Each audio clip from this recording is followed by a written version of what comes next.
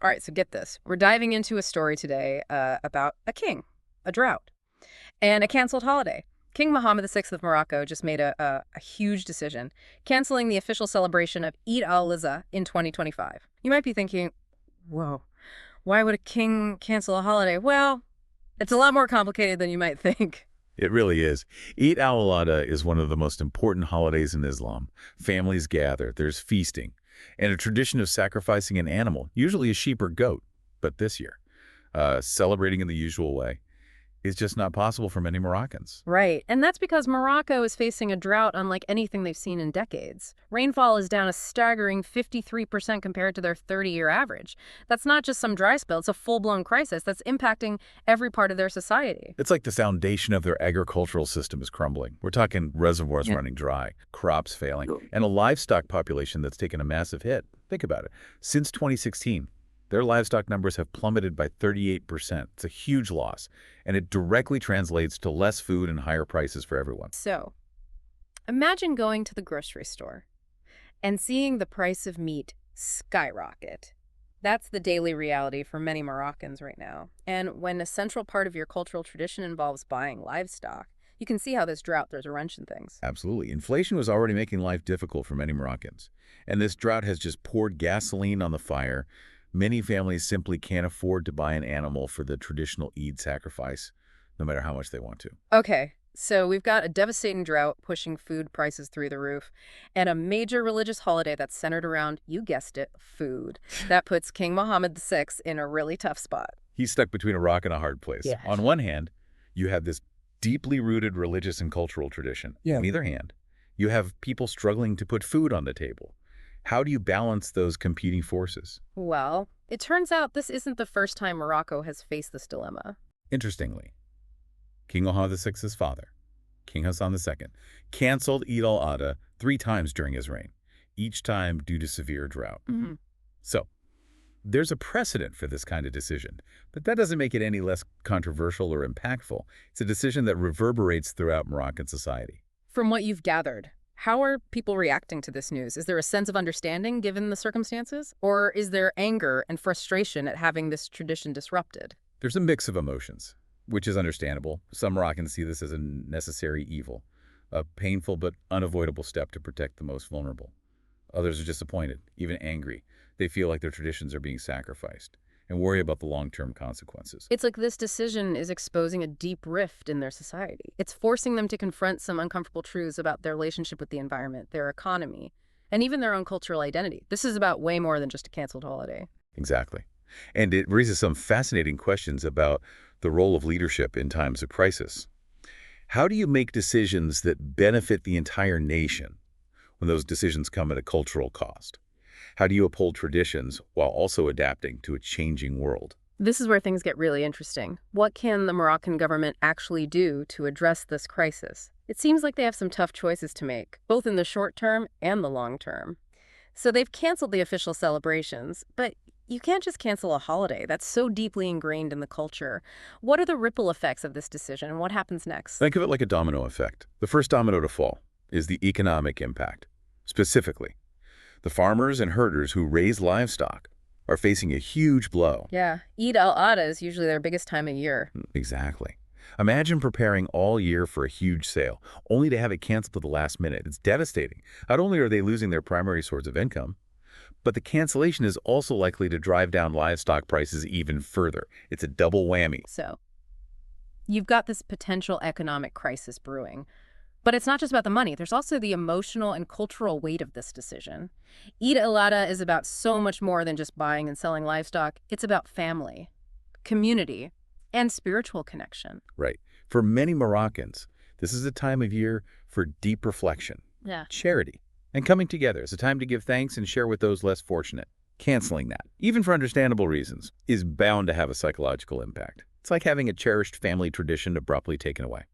I'm curious, have there been any public reactions or statements from religious leaders about this decision? How are they framing this within the context of faith and tradition? That's a great question. There have been a variety of responses. Some religious leaders have emphasized the importance of adapting to challenging circumstances and focusing on the core values of Eid al-Adha: compassion, generosity, and helping those in need. Others have expressed concerns, arguing that canceling such an important religious obligation sets a dangerous precedent. It's a complex theological debate, and it's playing out in mosques and homes across Morocco. It sounds like the Moroccan government is navigating a minefield here. They've made this difficult decision, but now they have to deal with the fallout. Absolutely. They know they can't just leave people hanging. They've signaled that they're exploring ways to soften the blow, both economically and socially. Okay, here's where it gets really interesting. What are some of the potential solutions they're considering? What can they actually do to help people cope with this situation? One option is direct financial aid to the most vulnerable groups. We're talking about farmers who've lost their income, low-income families who can't afford basic necessities, and those who rely on the charitable aspects of Eid al-Adha for support. It's like a targeted stimulus package designed to help those who are hurting the most. Now, you might be thinking, wouldn't that be incredibly expensive for the government? I'd be right. But the Moroccan government sees this as an investment in social stability. They're trying to prevent this crisis from spiraling into widespread unrest. Another idea they're exploring is importing livestock from neighboring countries. This would help stabilize market prices and make sure there's enough supply for those who still want to participate in the sacrifice, even if it's on a smaller scale. That's interesting. So instead of relying solely on domestic livestock, which is in short supply, they'd be bringing in animals from elsewhere. But wouldn't that also be pretty expensive and logistically challenging? There are definitely logistical hurdles, and it would require careful coordination with other countries. But the Moroccan government is weighing those costs against the potential benefits, stabilizing prices, supporting local butchers, and preserving at least some semblance of the traditional Eid economy. Are there any other strategies they're looking at? It seems like they need a multi-pronged approach to tackle a problem this complex. You're absolutely right. They're also looking at strengthening existing food security programs. This could involve increasing food subsidies, expanding social safety net programs, and making sure that basic food items are available and affordable for everyone, regardless of whether they can afford to participate in the traditional Eid sacrifice. It's about creating a safety net, ensuring that no one goes hungry, even if they can't afford to buy meat for the Eid celebrations. It's a fascinating example of how a government has to adapt and respond to unexpected challenges, especially when those challenges intersect with deeply held cultural and religious beliefs. It really is. And there's another layer to this, which is the messaging around Eid al-Adha. The government is launching awareness campaigns to emphasize the broader meaning of the holiday. So, reminding people that it's not just about the sacrifice, but about the values behind it. Exactly. It's about focusing on the spirit of charity, compassion, and community support. Even if the outward expressions of those values have to change this year, they're encouraging people to donate to charities, help their neighbors, and find new ways to connect with the deeper meaning of Eid al-Adha. It's like they're trying to shift the focus from the ritual to the heart of the matter. It's a really interesting approach, and it'll be fascinating to see how it resonates with people. We've been talking about this as a very specific situation in Morocco, but feels like there's a much bigger story here. Like, this isn't just about one country, one drought, or one holiday. You're hitting on something really important. What's happening in Morocco right now is a microcosm of the challenges that so many countries are facing and will continue to face in the coming years. Climate change, economic instability, resource scarcity. These are global issues that are forcing us to rethink how we live, how we consume, and how we celebrate. It feels like a wake-up call, doesn't it? We can't just keep doing things the way we've always done them, especially when those ways are becoming unsustainable or even impossible. Exactly. We're seeing droughts and extreme weather events becoming more frequent and intense all over the world. Those events disrupt food supplies, drive up prices, and hit the most vulnerable populations the hardest. And when those events collide with cultural traditions, it forces some really tough choices. So the big question is, will other countries facing similar situations follow Morocco's lead? Will we see more governments making decisions that prioritize immediate needs over long-held traditions? It's hard to say for sure, but what's certain is that this decision has sparked a global conversation. People are paying attention, and they're starting to ask some really tough questions about how we balance cultural preservation with the need to adapt to a changing world. That brings us to another fascinating question. What does this mean for the future of Eid al-Adha, not just in Morocco, but globally? Could we see this tradition evolve in ways that are more sustainable, more resilient to these kinds of challenges? I think that's a very real possibility. We're already seeing some interesting adaptations emerging. Some communities are shifting towards collective sacrifices, where several families pool their resources to buy one animal.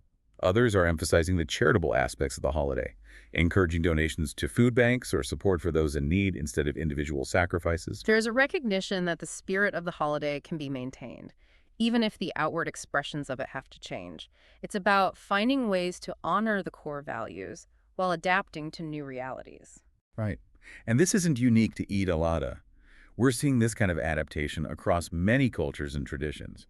People are finding creative ways to celebrate in ways that are less resource-intensive, more environmentally friendly, and more inclusive. It's almost like we're witnessing a cultural shift in real time. We're redefining what it means to celebrate, what it means to be part of a community, and what it means to live sustainably in a changing world.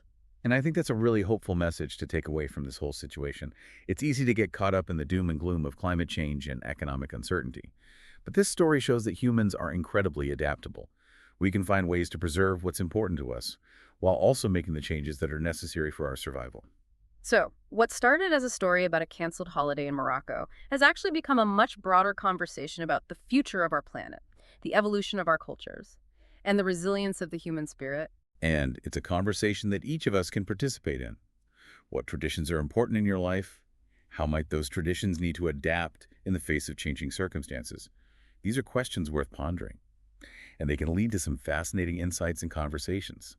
That's the beauty of a deep dive like this, isn't it? It takes a seemingly isolated event and reveals its connections to these much larger global themes, and it leaves us with more questions than answers, which is exactly what we want. It's not about having all the answers. It's about being curious, being willing to challenge our assumptions, and being open to new perspectives. That's how we learn, how we grow, and how we create a more sustainable and equitable future for everyone. And on that note, we're going to wrap up our deep dive into the Eid al-Adha cancellation in Morocco. We hope this has sparked some new thoughts and ideas for you, and maybe even inspired you to dig a little deeper into the traditions and challenges in your own corner of the world. Until next time, keep exploring, keep questioning, and keep those conversations going.